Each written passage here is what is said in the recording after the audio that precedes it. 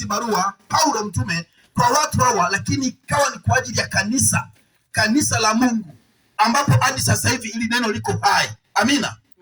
Neno liko hai na linatenda kazi kwa jinsi ya ajabu. Hebu tusikie mstari huo unasemaje? Msomee mtumishi wa Mungu. Tutasoma kwa msaada wa Bwana. Amina. Wakorintho wa kwanza sura 13 mstari wa 4.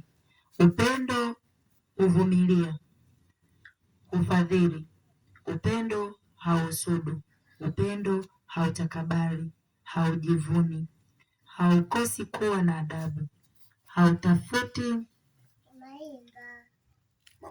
hautafuti mambo yake, hauoni uchungu, hauhesabu mabaya.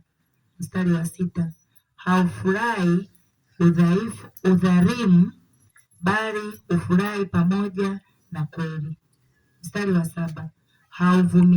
Huvumilia yote, huamini yote, hutumaini yote, hustahimili yote. Bwana Yesu apewe sifa. Amina. Huu ni upendo ambao tunajifunza jioni ya leo. Tunaona tatizo kubwa sana katika familia nyingi sana.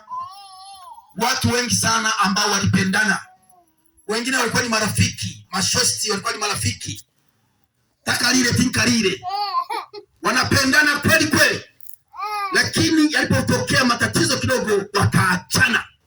Tena wengine sio kuachana kwa kawaida, kwa matusi, kwa kupigana, kurusha ngumi, wengine wakupelekana polisi, wengine kwa kufungwa polisi. Walikuwa marafiki, wanavaa sare, nguo wanashona pamoja, marafiki. Wengine kwa wafanya biashara pamoja, wanafanya biashara pamoja, wanajituma kweli, wanafanya biashara, marafiki hao. Lakini walipopata hasara, mmoja akamzunguka mwingine, tayari urafiki ukaisha. Mwingine ni mke na mume walioana wakiwa wanapendana, wanaitana majina baby, sukari, wanaitana majina makali makali, my carpet. Lakini baada ya kutokea wakaachana, wakatengana.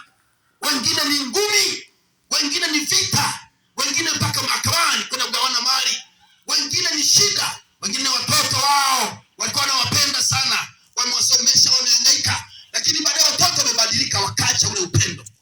Leo jioni tunajifunza kwa habari ya upendo. Upendo wa Mungu jinsi ulivyo ni upendo ambao wenyewe hauangalii, manake sio upendo ule ambao kwamba atakuacha. Mungu anapokupenda wewe mtoto wake, aangalii kwamba mtoto wangu sasa inafitafikia hatua ni mtupe. Hapana. Amina. Amina. Tunaona upendo wa Mungu kwamba akaupenda ulimwengu, akamtoa mwanae wa pekee Yesu Kristo ili afe msalabani, ili kila mwaminie asipotee bali awe na uzima wa milele. Sio upendo wa kawaida huo ambao tunauona. Kadhalika huu upendo ndio ule ambao upendo tunajifunza jioni ya leo kwamba tuwe nao sisi kama wanadamu, kwa ajili wale ambao tumewapenda. Kama ni mke wako, kama ni mume wako, maana yake lazima umpende kwa hali yote ile. Bwana Yesu asifiwe. Haleluya. Na mara nyingi taarifa ya baadaye inapokuja ndio inasababisha upendo uishe. Inawezekana hata sio limetokea tatizo, ile tatizo limetokea limeshamaliza hata mwaka au miezi mitatu.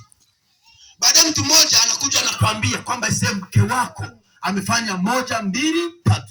Kumbuka jambo limepita ni miezi mitatu, uko naye mwanamke na una habari yoyote na mmeishi vizuri. Lakini baada ya kupata taarifa ndipo unawaka sasa. Unasema haiwezekani mke wangu afanye hiki, kwa hiyo atanitambua.